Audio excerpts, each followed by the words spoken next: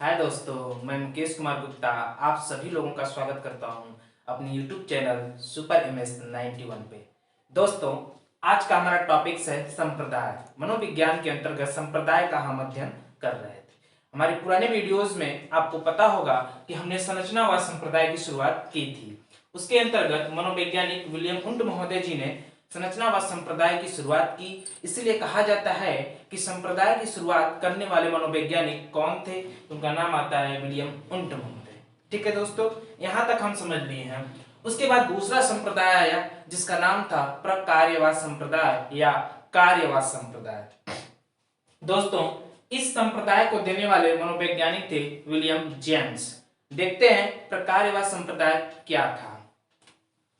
दूसरा जो संप्रदाय है हमारा दोस्तों वह है प्रकार्यवाद संप्रदाय।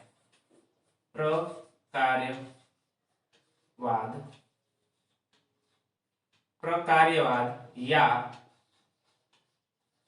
कार्यवाद संप्रदाय। दोस्तों, यह जो संप्रदाय था देने वाले मनोवैज्ञानिक विलियम जेम्स।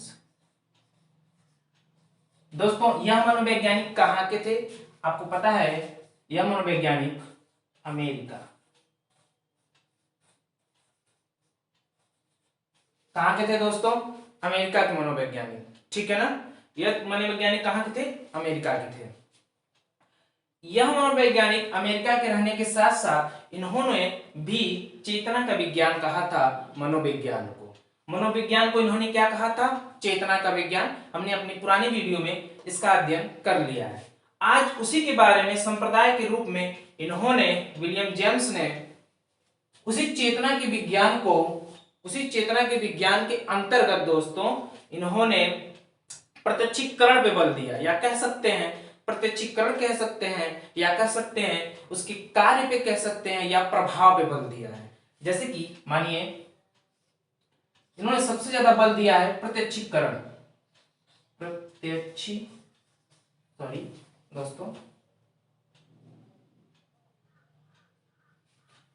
प्रत्यक्षीकरण। यह प्रत्यक्षीकरण होने के लिए इनको दो चीजों पे बहुत ही ज्यादा महत्वपूर्ण बल देना पड़ा। वह था कार्य या प्रभाव। दोस्तों, इसे ऑब्लिक में कर सकते हैं, कार्य पर या प्रभाव पे। यह प्रत्यक्षीकरण को दिखाने के लिए कार्य और प्रभाव पे बहुत ज्यादा बल दिया। दोस्तों, यहां हम समझते हैं कि कार्य और प्रभाव पे किस तरीके से बल दिया गया, या प्रत्यक्षीकरण का किस तरीके से रूपांतरण करके इन्होंने बताया कि चेतना प्रत्यक्षीकरण पे या कार्य या प्रभाव के द्वारा ही बताई जा सकती है। दोस्तों, आज हम देखते हैं किस प्रकार से प्रकार्यवाद कार्यवाद संप्रदाय की शुरुआत हुई। इसके बारे में समझते हैं। जो प्रत्यक्षीकरण है इसको बताने वाला संवेदना है दोस्तों। कौन है? संवेदना। मानिए आप लोग संवेदना। आपको हमने अपने पुराने वीडियो में संवेदना के बारे में बताया है। आप चाहें तो इस संवेदना के बारे में हमारी पुरानी वीडियो को देख सकते हैं, तो आपको पता चल जाएगा दोस्तों। इस संवेदना को या इस संवेदना के बाद जो दूसरा शब्द आया उसका नाम था प्रत्यक्षीकरण। दोस्तों, यह प्रत्यक्षीकरण कहने या लाने के लिए कौन से मनोवैज्ञानिक इसके हैं? ये विलियम जेम्स हैं। दोस्तों, इन्होंने बताया था कि जो संवेदना है, थोड़ा सा हम बैक में चलते हैं संवेदना को लेकर। संवेदना को आपको पता है, संवेदना हमारा प्रथम ज्ञान है। इंद्रियों के द्वारा प्राप्त प्रथम ज्ञान ही संवेदना है। इस संवेदना वही जो ज्ञान हमें प्राप्त होता है, वही ज्ञान का हम प्रत्यक्षीकरण जब करते हैं तो वही क्या बन जाता है? चेतना के रूप में आ जाता है। यह किसने कहा था? विलियम जेम्स महोदय ने। जैसे कि यही प्रत्यक्षीकरण को दिखाने के लिए, किसी भी वस्तु के लिए या किसी भी वस्तु को बताने के लिए प्रत्यक्षीकरण के रूप में हमने क्या बताया था आपको? नाम। क्या होना चाहिए? उसका नाम होना चाहिए, या तो उसकी क्या होनी चाहिए? व्याख्या। अगर हम किसी भी चीज किसी भी वस्तु का प्रत्यक्षीकरण करेंगे तो उसके लिए क्या क्या महत्वपूर्ण है, नाम है, व्याख्या है। यह कहने वाला व्यक्ति कौन था, विलियम जेम्स महोदय। दोस्तों इसको समझने के बाद हम एक उदाहरण के द्वारा अच्छी तरह से इसको समझ सकते हैं। जैसे मानिए उदाहरण, दोस्तों इसके द्वारा हम समझते हैं किस तरीके से जेम्स महोदय जी ने इसका प्रत्यक्षीकरण के रूप में रूपांतर करके बताया। देखते हैं, जैसे एक एग्जांपल लेते हैं हम। एग्जांपल में मान लीजिए हम मार्कर लिए हैं या इसे कह सकते हैं कलम। ठीक है दोस्तों, एक कलम है, जैसे आपके सामने ये उपस्थित कलम है। यदि इस कलम को हम ऐसे टच करते हैं तो यह टच जो करते हैं तो हमें पता चलता है कोई भी ठोस या कोई भी ठोस वस्तु को हम टच कर रहे हैं, ये अपनी त्वचा के द्वारा। तो हमें ज्ञानेंद्रिय के द्वारा हमें पता चलता है कि कोई भी ठोस वस्तु क्या कर रहे हैं, हम टच कर रहे हैं। दोस्तों टच करने के बाद अब तो यहां तक हमें संवेदना के द्वारा प्राप्त हो गया, लेकिन उसके बाद इसका कोई नामकरण तो होगा दोस्तों। जो नामकरण पड़ा वही प्रत्यक्षीकरण का रूप है। इसका नामकरण क्या है, प्रत्यक्षीकरण का रूप है। और उसके साथ ही साथ इस पेन की भी हम व्याख्या भी कर सकते हैं दोस्तों। व्याख्या मतलब यह पेन किसी भी वस्तु की व्याख्या कर सकती है, किसी भी चीज की भी व्याख्या कर सकती है। इसलिए जिस चीज में, जिस संवेदना में दोनों चीजें आएंगी वही क्या कहलाएगा, प्रकार्यवाद संप्रदाय या कार्यवाद संप्रदाय। दोस्तों प्रत्यक्षीकरण का यही मतलब है, ठीक है ना। पेन को हम एग्जांपल के रूप में ले सकते हैं, ठीक है। थैंक यू दोस्तों, यहां तक हम समझे कि प्रकार्यवाद और कार्यवाद संप्रदाय क्या है। इसके बाद अगला जो संप्रदाय आया उसका नाम था तीसरा संप्रदाय, जिसे हम पढ़ेंगे संज्ञानवाद संप्रदाय।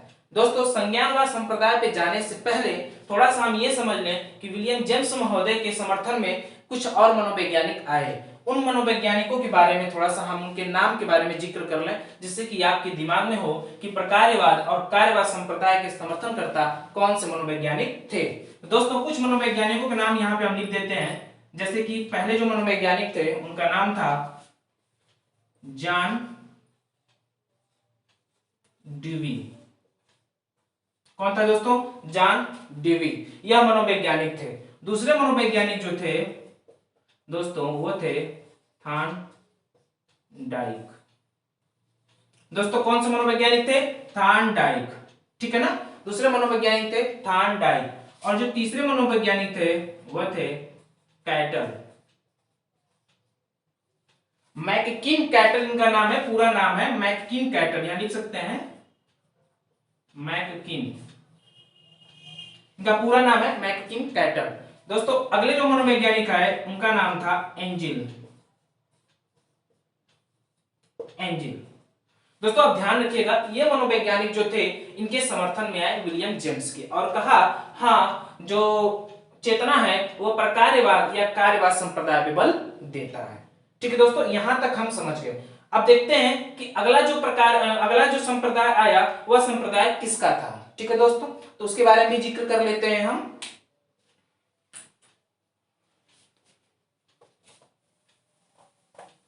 हाँ दोस्तों, अब हम चलते हैं अपने अगले संप्रदाय पे, जो हमारा संप्रदाय था तीसरा संप्रदाय। दोस्तों हमें पता है यह संप्रदाय बहुत ही महत्वपूर्ण संप्रदाय है। इसके बारे में हम बहुत ही अच्छी तरीके से अध्ययन करेंगे, आगे भी यहाँ पे हम इसके बारे में जिक्र करेंगे कि संप्रदाय में क्या कहा गया। दोस्तों यह संप्रदाय समग्रवाद संप्रदाय, इस संप्रदाय का नाम क्या है, समग्रवाद संप्रदाय, समग्रवाद। ठीक है दोस्तों, इसे समग्रवाद संप्रदाय या संज्ञानवाद संप्रदाय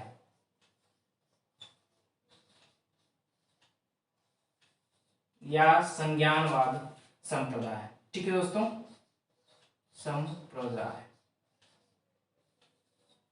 ठीक है, समग्रवाद संप्रदाय या संज्ञानवाद संप्रदाय। ठीक है दोस्तों, इस संप्रदाय की शुरुआत या कह सकते हैं इस संप्रदाय को देने वाला मनोवैज्ञानिक कौन था दोस्तों, इस संप्रदाय को देने वाला मनोवैज्ञानिक कौन था, वर्दिमर। कौन था, वर्दिमर।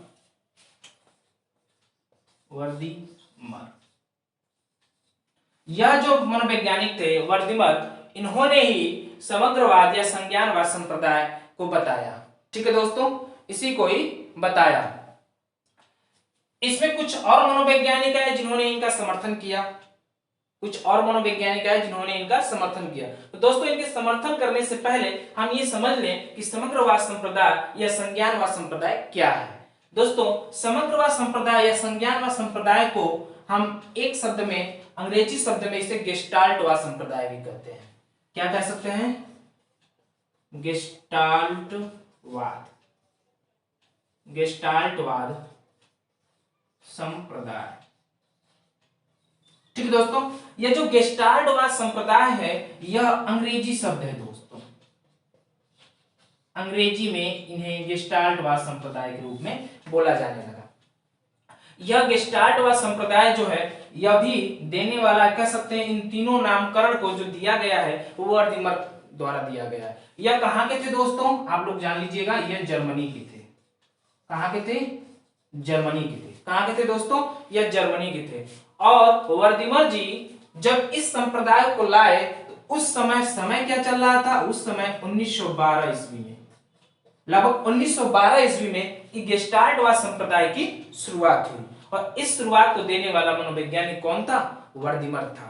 दोस्तों इसमें कहा क्या गया? हमारे सबसे ज्यादा इंपॉर्टेंट पॉइंट यही है कि इस गेस्टाल्टवाद संप्रदाय में कहा क्या गया। गेस्टाल्टवाद संप्रदाय में यह कहा गया कि जो मनोविज्ञान है, मनोविज्ञान चेतना और व्यवहार, चेतना और व्यवहार दोनों का विज्ञान है। क्या है? दोनों का विज्ञान। मतलब ये कह सकते हैं कि गेस्टाल्टवाद संप्रदाय में चेतना और व्यवहार दोनों पे बल दिया गया है। यहाँ पे दोनों को लेके चला गया है। इसके समर्थनकर्ता में मेन मनोवैज्ञानिक कौन थे? वर्दिमर थे। इन्होंने ये कहा कि नहीं, हम केवल चेतना को नहीं मान सकते, हम केवल व्यवहार को नहीं मान सकते, हम यदि मानते हैं तो दोनों ही बहुत महत्वपूर्ण है, चेतना और व्यवहार। इन दोनों को लेकर चलने वाला मनोविज्ञान या संप्रदाय कौन सा है? तो आप बताएंगे समग्रवाद संप्रदाय या संरचनावाद संप्रदाय, संज्ञानवाद संप्रदाय, या इसे गेस्टाल्टवाद संप्रदाय भी कहते हैं। दोस्तों अब इसमें कुछ मनोवैज्ञानिकों ने इनका समर्थन किया। आप सबने बताया था कुछ मनोवैज्ञानिकों ने इनका समर्थन किया। उस समर्थन में मनोवैज्ञानिक जो थे वह थे, सबसे इंपॉर्टेंट मनोवैज्ञानिक दोस्तों ध्यान रखिएगा इनमें, वह थे कोहलर। दोस्तों इनको हम अधिगम में पढ़ेंगे, अधिगम में सारी चीजें हम पढ़ेंगे व्यवस्थित क्रम में। यहाँ पे हमें ये समझना है कि वो संप्रदाय के बारे में, कि संप्रदाय में कौन से मनोवैज्ञानिक इनका साथ दिए। तो यहाँ पे थे कोहलर, और दूसरे जो इसमें मनोवैज्ञानिक थे वो थे कोफ्का।